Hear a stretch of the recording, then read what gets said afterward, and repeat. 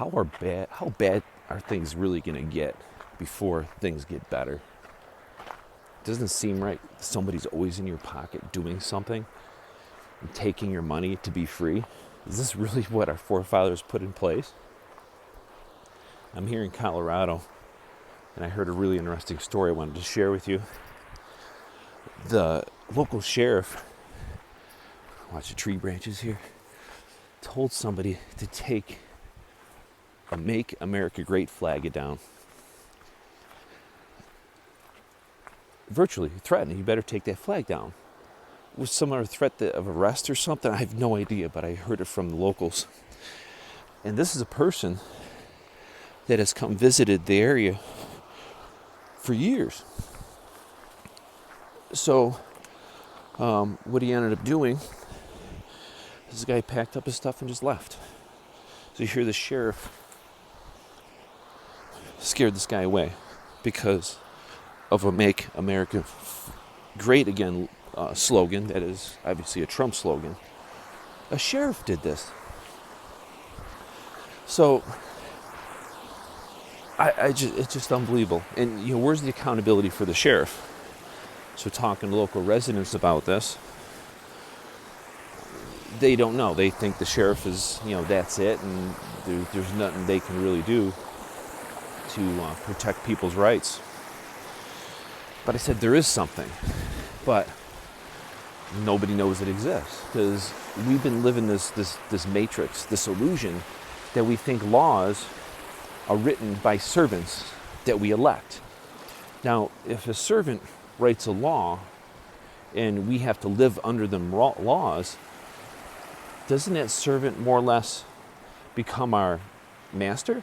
No different than King John back 800 years ago, where King John would throw people in jail because they wouldn't do what he wanted or pay his fees, pay his taxes. But very few people realize they fixed it then. They fixed it 800 years ago. So that his barons basically told King John that if you don't sign this document, this Charter for Freedom, which was called the Magna Carta, they were going to basically kill him. And he did. So that was one of the first charters of freedom. King John ended up killing all them that basically made him sign it anyways. But that Charter of Freedom, the Magna Carta, was actually used in our founding documents. So Thomas Jefferson, who was an anti-federalist, he didn't want this strong centralized government. So they put that in place. It's actually mentioned in the Fifth Amendment and I think the Sixth Amendment, the grand jury and the jury system. So to be found guilty, you have to be indicted by a grand jury. And then be charged with a crime, you have to be then tried by a jury of your peers. But we're so ignorant as jurists and grand jury that we don't realize the power of that. So I did some research on it, and I found in New York State, my hometown, that the grand jury at one time in the 1930s fired their own prosecuting attorney, an elected attorney. They started their own investigation, hired the attorney they trusted, and they ended up indicting elected officials, police chiefs, judges, mob bosses, and they cleaned house. It's confirmed by judges that I've talked to that the grand jury is solely in the hand of the people because it's a buffer, it's the protector of the people in the government. And Antonin Scalia in the decision, U.S. versus Williams, 1992, he says that right in that decision. He says, being the grand jury is only mentioned in the Bill of Rights, it's solely in the hands of the people, serving as a buffer between the people and the government. The grand jury can use common sense. The grand jury can merely investigate on suspicion of a wrong to assure that nothing wrong is going on in government. And right in the New York State Constitution, I looked up the Colorado Constitution, doesn't say nothing, but the New York State Constitution says, the grand jury is responsible for investigating public offices. And along with investigating public offices, they can actually do investigations and look into the functioning of the government. And a local judge I talked to on the radio, he says, yeah, David, one time the grand jury was disturbed because a mother killed her children. So they started investigating on their own the social services department, because they thought the social services should have done something and researched this mother who had psychological issues. So the grand jury did that. So there's proof that it's out there. Also, I think in Nairn County jail website in New York State, you can actually search the history of the jail, where the grand jury was actually, they would use the jailhouse. Now granted, being the grand jury is only mentioned in the Bill of Rights, it belongs to us. So we can have grand juries wherever we like to keep government in check, as long as the procedures are done according to the common law. The common law means law from the Magna Carta. The, in the Bill of Rights, means something that existed prior to the writing of the document. So when you ever see the word the, that it means it's something that existed prior. So when you get attorneys saying, well, common law is judicial decisions and judge-decided law, that's the illusion they want to feed you. Because the judge is not supposed to be our master and decide what our rights are, but the attorneys are brainwashed to think that. It's ludicrous, it's crazy, but that's what's going on. Attorneys and judges who were attorneys have become our worst enemy in America. And you have to realize that. Because then we're told to, a fool represents himself if he doesn't have an attorney. These are the things we're fed in the system, how it works. So right here in Colorado, I found out that the school system actually teaches what's important to the kids, how to live in the environment. Part of class is actually skiing, living outdoors, and understanding the environment. Well, that's good, but still they're lacking the study of law. What makes us free? There's a hidden monument in Plymouth Rock called the Matrix of Liberty. You can look up the video. In this Matrix statue, built by our forefathers and designed by our forefathers, goes on to say or prove that this country is built from morals. It's built from God.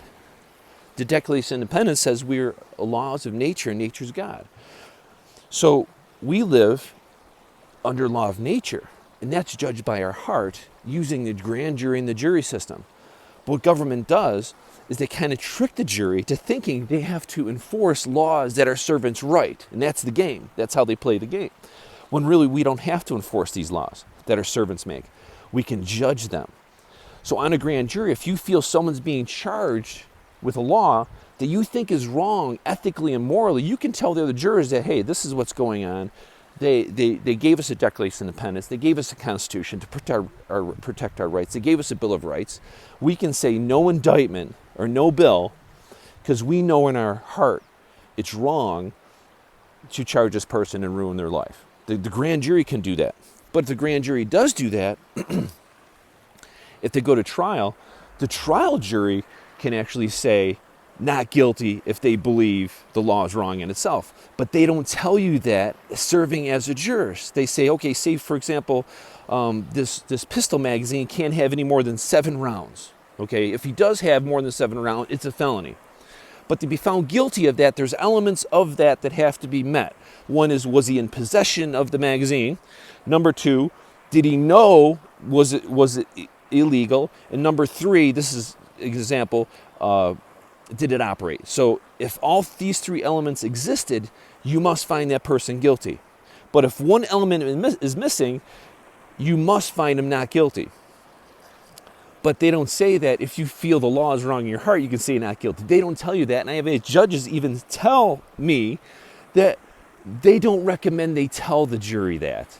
Because what it is, the state wants your money. They want to enslave you because they want to control. It's all about making money. It's all about the corporations protecting the big state. But as a jurist, this is the most important thing you can do as a grand jurist and a jury. But you need to organize, you need to teach. There's a website called National Liberty Alliance out there. You can reach out to me. You can research this stuff like you wouldn't believe. My email is lockport@me.com. You can text me anytime you want. This is true. I know it's hard to believe, but it's 100% true. You've been living this matrix that you think is freedom, and it's not. Because they've been making our servants masters, and the money gets them elected in office, and then they become our master, and we think that these laws control us. It's sad. It's very, very sad that we live our life this way. And if you look at your mortgage documents, for example, it says on the last page, it says if there's any discrepancy with your home mortgage, you waive your right to a jury trial. Well, why would they say that? Well, I found out there's a story out there called The Devil and Daniel Webster. It's a fictional story, but it goes on to talk about a man that made the deal with the devil and sold his soul to get rich or to have a better life. Well, when it came time to call, the devil came calling and says, I want your soul. Well, the guy said no. So the guy ended up hiring an attorney. I think the attorney's name was Daniel Webster. And so they took the devil to court. You can't take my soul. Even though there's a contract saying the guy agreed to give the soul. Well, by the time the jury deliberated, the jury said, no, you can't take his soul. Even though there's a contract. Well, that's the power of the American grand jury system. Regardless if there's a contract or not, you can use your heart to judge what is good and what is evil. Thanks for listening. Tune into more videos that I'm going to try and do. And this is a very beautiful landscape here. This is amazing out here, out in Ridgeway State Park in Colorado. There's a lot of important things to talk about here. There's a lot of things to teach here. We need people to teach this process. You need to start grand jury associations like there's in California. They teach the jurors what to do, but the problem is people don't know that either. You can actually volunteer to get on a grand jury and fix government in California, but people don't know that either. But this is what we're up against: ignorance. It's our fault. When Benjamin Franklin said to a woman that asked what they gave and say, well, we gave you a republic, ma'am, if you can keep it. Guess what? He was right. He said, if you can keep it. He knew that we were too ignorant to keep it. It's up to you to make the change. Thanks for listening. God bless.